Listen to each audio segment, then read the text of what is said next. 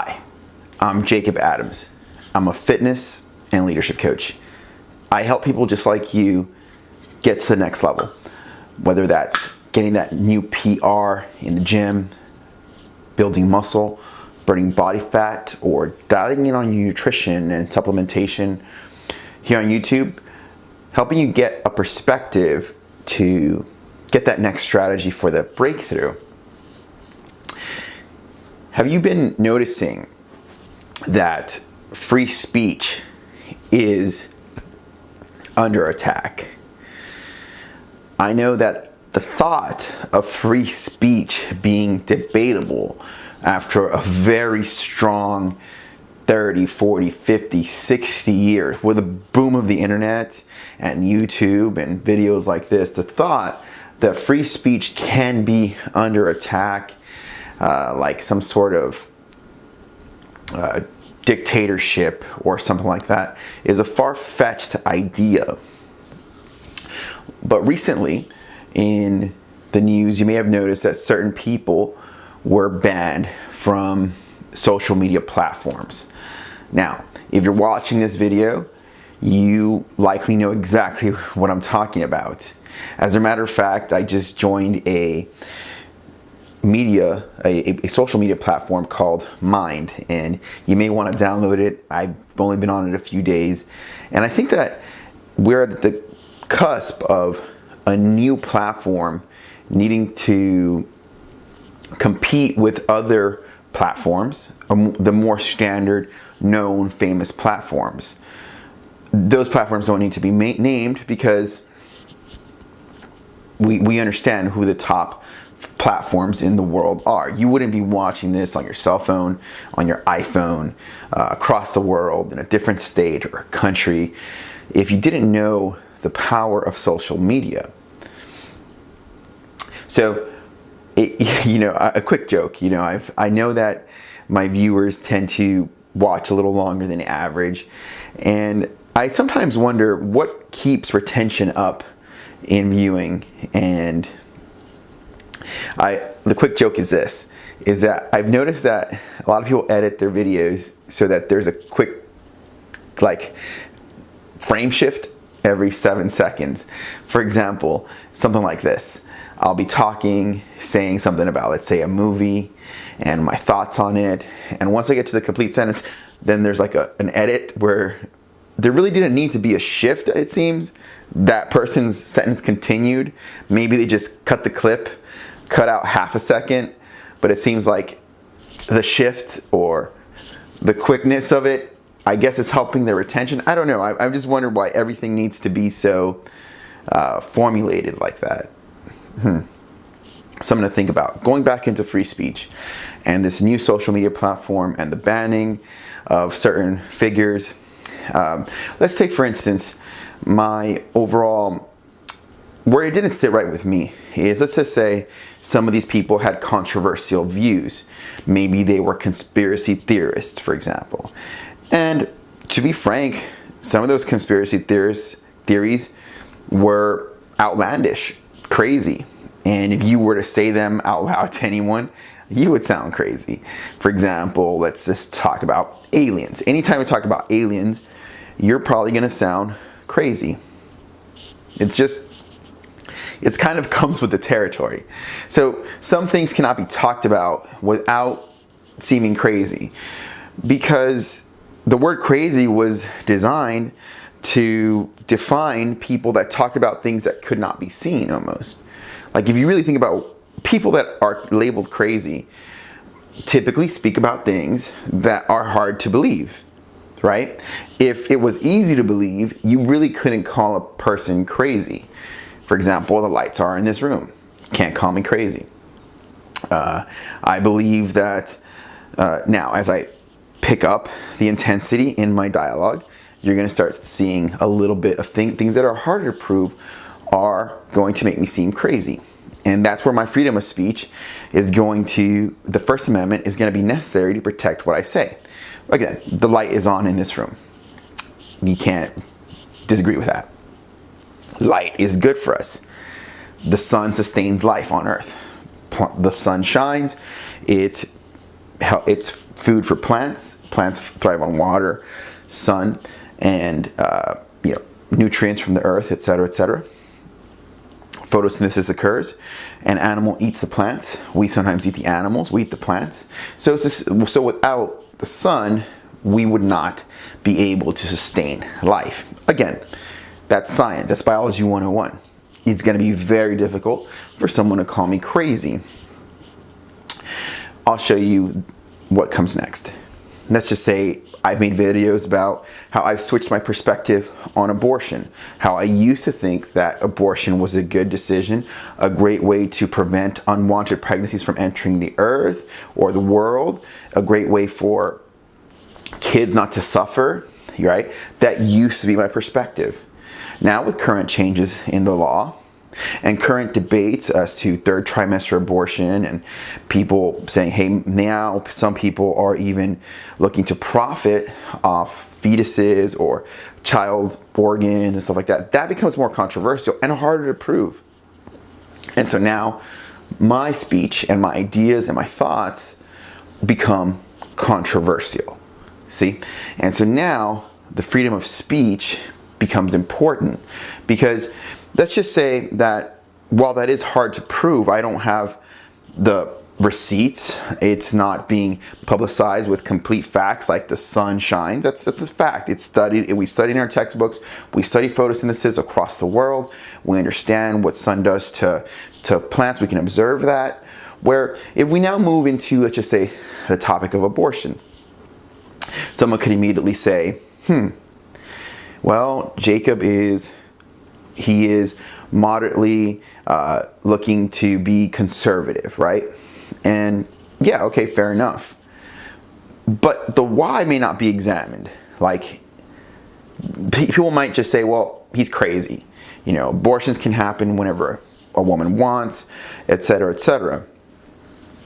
And that's why I like this. Like, for example, just take this one topic. Just take abortion, just one topic.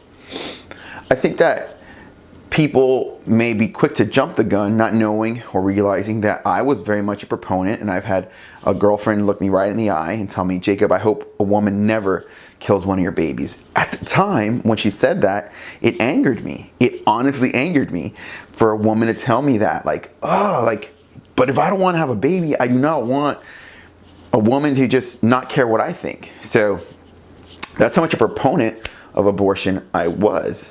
Okay?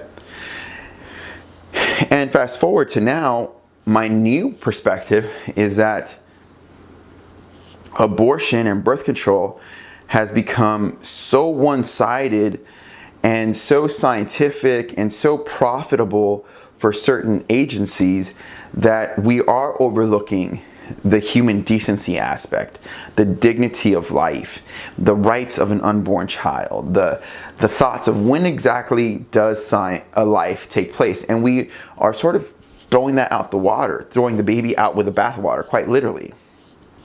In the discussion, in the argument to just be politically on the right side of decisions. Let's take, for instance, I take my spiritual beliefs. I am a practicing yogi. I do meditate. I do pray to God daily. I believe in faith. I have faith. I've talked about faith in my other videos. And again, that already there is a form of, that is what the First Amendment protects, is my right to religion. As long as it's not hurting others and I'm not looking to harm others. And if you look at what my religion and my beliefs are doing, I'm like, I don't want to hurt an unborn child. So I've shifted, because of my beliefs, because of my First Amendment rights, I'm shifting my political views and saying, okay, scientifically speaking, if a child has a heartbeat in the womb, that child has rights. That I could get behind that. And further still, I could get behind measured birth control. One of the first things, for example, that a person can have to prevent an unwanted pregnancy is know the ovulation cycle. Of a woman can know her own ovulation cycle. See, there's only about 2 to 4 days in which a woman can actually get pregnant. The days of ovulation, where the sperm meets the egg, right? Without that egg present, there could be no pregnancy. And these days should be monitored by the woman. She's the one that has knowledge of her own body to the max. It's good. A man can know, but more often than not, the woman should know. And I would venture to say, if a woman doesn't know when and how she can get pregnant, I would venture to say that this woman is not ready for sex, because this information with the internet and the information age, she shouldn't be without that knowledge. She should know how and when to get pregnant, meaning she has to have sex, number one, and she has to be ovulating. So if she knows those two things and she engages in sex, naturally she knows, okay, well, if this is an unprotected sex, meaning no condom is present, no birth control, then the chances of pregnancy are significantly more present, right? And so if this particular couple or woman, if she keeps this all to herself, this knowledge, that puts the man in a little bit of a crux, right? Because now, say they both know, say both the man knows when she's ovulating and so does she, and they have sex, and let's say it's unprotected sex. Now both of these parties have to, as adults, know, okay, well, a pregnancy can happen. And that's a thing. I think we're living in a time where people can start seeing and debating with something so black and white. See, I'm only speaking science, and again, now that you're starting to see an opinion form and my freedom of speech is being used, people can start disagreeing with it. You couldn't disagree with there's light in the room. You couldn't disagree with the fact that the sun supports life on Earth, and if you did, you'd be the crazy person, right? But now that I'm starting to unveil to you a position and showing you freedom of speech in action, now you have a choice here to agree, remain neutral, think I'm crazy, turn off the channel, etc., etc. Whatever it is, the First Amendment protects this speech from coming out. And we're living in a time where people can look at this very clear spoken, I'm basing it on science. I've streamlined my science even up until pregnancy, meaning ovulation is a scientific fact, sperm meeting in the egg is a scientific fact. Now we move into what we call the understanding of the human will, which is now philosophy and science and observation. Science, philosophy, and observation. Meaning that there are some people that would argue that a human being cannot exercise free will, that all actions are pretty much on some level a neurological programming, some sort of spiritual universal consciousness expressing itself, and that the human being really has no will to truly express. There are people that believe this, potentially atheists, for example, or people that think that really there should be no right and wrong, or things like this, right? It's a way to think. I'm not debating that. I have enough space in my brain to understand the argument and the position. The camp that I'm in does think that humans have free will. And so since I think humans have free will, right, and I think that that was bestowed upon by a creator, a God that I worship, my Father, the King, and me being his child, I believe that that is the position. Freedom of speech, Amendment 1, allows me to say what I'm saying, believe what I'm believing, and express what I'm expressing. All that you're experiencing right now is the First Amendment in action. Now, I understand that I'm well-spoken, and I understand that my positions make complete sense to rational people. I know that. And I know that a lot of people don't speak this way and are able to illustrate their position this way. Even though people can argue with me, they can understand me. And I understand that. We are living in a time where when people sometimes say what they believe, and maybe they don't say it in a way that people like, or maybe they say it in a way that triggers others, not in any position to hate or to demonstrate hate or to hurt others, just because it is an unliked position or can influence the way people vote or influence policy, influence people, In other words, the sheer fact that you're watching this and you're understanding what I'm getting at, and I've constructed a position based on science, on breaking down things like will, breaking down things like I've shown you my position that I used to be for abortion, and now I'm moving towards no abortion under regular occurrences, meaning if a woman's raped and stuff like that. Okay, that's different. I'm saying two consensual adults that chose to engage in sex should be more responsible with preventive measures. A Plan B pill costs $30 to $40. Raising a child, like myself, from the time I was born to now, I've consumed and spent $1 million or more, right? So what I'm getting at is that if you look at a cost to develop a child, and that's what you're trying to prevent by having an abortion, and even if you look at the prevention measure, an abortion costs $300 to $500, right? And so a Plan B is $30 to $50, maybe we'll run it up to $60. A condom is 50 cents to, let's say a good one is $1 to $2. Maybe you have to buy a box, that's $3 to $4. Okay, so you understand what I'm saying, that there is ways to prevent pregnancy. And so if two consensual adults that understand adult rational thinking were to talk about the things that are going to influence and affect the outcome of pregnancy, then the need for abortion is going to dwindle. And that's where my position is going to say, well, that seems like a more rational position. Let's just say someone were to say, Jacob, I still don't. And what this has to do with the First Amendment is this, is that I'm showing to you the First Amendment in action.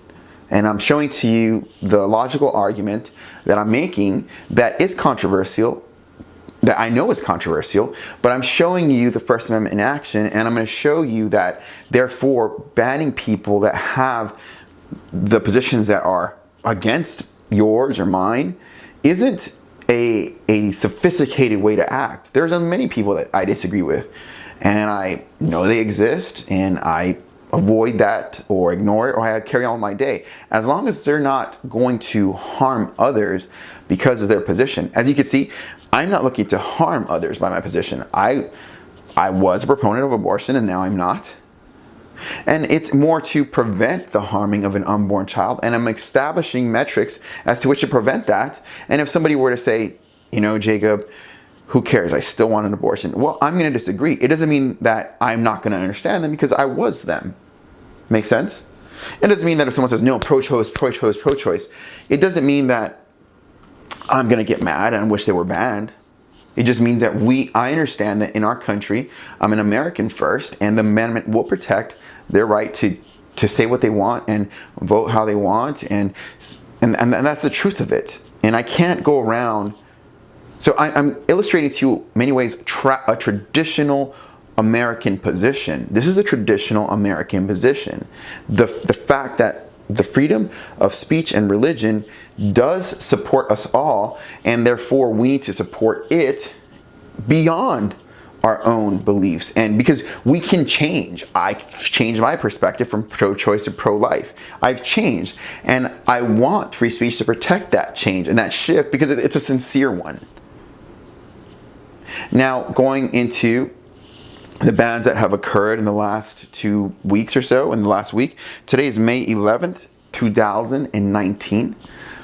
And in the beginning of May, we saw that there was people that were banned. And they said things potentially in more controversial ways, talking about conspiracies, picking on political parties with the desire to potentially trigger or get views or create a stir in politics. That is understood. I get that. I do. I still can't want them to be silenced or to put a gag, or, like, in other words,